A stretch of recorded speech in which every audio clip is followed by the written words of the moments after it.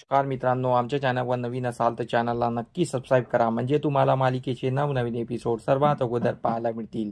तर तुला शिकवीन चांगलाच धडा या मालिकेमध्ये खूप असा इंटरेस्टिंग एपिसोड हा 1 तारखेला दाखवण्यात आलेला आहे. तो आपण बघणार आहोत.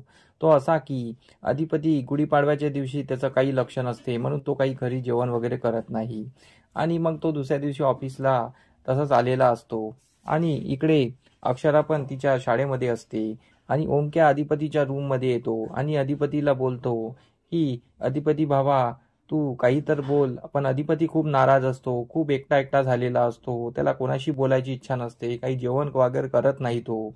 त्याची हालत बघून ओमक्याला कसं तरी वाटते. ओमक्या बोलतो, या गोष्टीच्या तळाशी फक्त मलाच जावं लागेल, मला काहीतरी करावं लागेल असं ओमक्या ठाणतो. आणि ओमक्या मोबाईल उचलतो आणि त्यात अक्षराला कॉल लावतो. अक्षरा इकडे शाळेमध्ये असते. आणि मग अक्षरा कॉल उचलते. अक्षरा कॉल उचलल्यानंतर ओमक्या अक्षराला बोलतो की वहिनी, अधिपतीची हालत खूप बेकार आहे. अधिपती कोणाशी बोलत नाही आहे, जेवण खाऊन करत नाही आहे, तो तुमच्याशिवाय राहू शकत नाही, तुम्ही दोघंही एकमेकाशिवाय राहू शकत नाही, पण तरी पण तुम्ही वेगळे व्हायचा का विचार केलेला आहे. तर अक्षरा बोलते, भाऊजी मी कुठे वेगळं व्हायचा विचार केलेला आहे, मला तर अधिपतीपासून वेगळं व्हायचंच नाही आहे. तर त्यावर ओमक्या बोलतो, पण तुम्ही तर ऑफिसमध्ये डिवोर्सची नोटीस पाठवली ना. तर अक्षराला धक्काच पोचतो. अक्षरा बोलते, मी कुठे डिवोर्सची नोटीस पाठवली, मी कोणतीच डिवोर्सची नोटीस पाठवली नाही. आणि मी जन्मात काय, मी स्वप्नात सुद्धा विचार करू शकत नाही की अधिपतीला डिवोर्स द्यायचा. मी अधिपतीपासून वेगळी होऊ शकत नाही.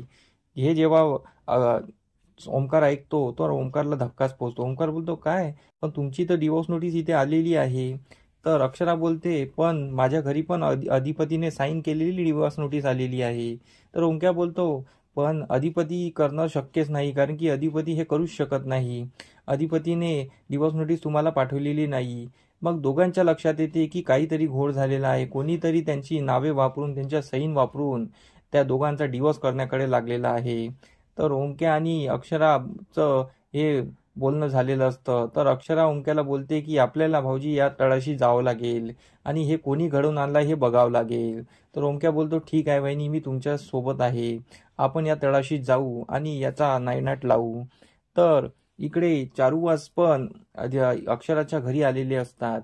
आणि ते अक्षराच्या घरी येऊन अक्षरा आणि अधिपतीला एकत्रित आणण्यासाठी अक्षराला न्यायला आलेले असतात. आणि इकडे अक्षराचे बाबा चारुवासला भेटतात. आणि आता समोर त्यांचं काय बोलणं होणार आहे हे आपल्याला कळणारच आहे. आणि इकडे अक्षराने पण प्लॅन केलेला आहे, कारण की अक्षराला कळून चुकलेलं आहे की तिच्या खोट्या सह्या वापरून डिवोर्स नोटीस पाठवण्यात आलेले आहे. म्हणजे हे आतापर्यंत कोणालाच माहीत नव्हतं, पण आता अक्षराला कळून चुकलेलं आहे की यामध्ये कुठला तरी प्लॅन, म्हणजे भुवनेश्वरीचाच प्लॅन आहे. आणि फक्त हे अधिपतीला माहीत नाही आहे, कारण की अक्षराने नोटीस पाठवली नाही म्हणून, पण ओमक्याला माहीत आहे. म्हणून ओमक्या आणि अक्षरा ही या तळाशी जाणार आहे आणि या गेमचा नायनाट करणार आहे. आणि असाच काहीतरी ह्या मालिकेचा शेवट असणार आहे. तर आमचा एपिसोड कसा वाटला आम्हाला कमेंट करून नक्की सांगा. धन्यवाद.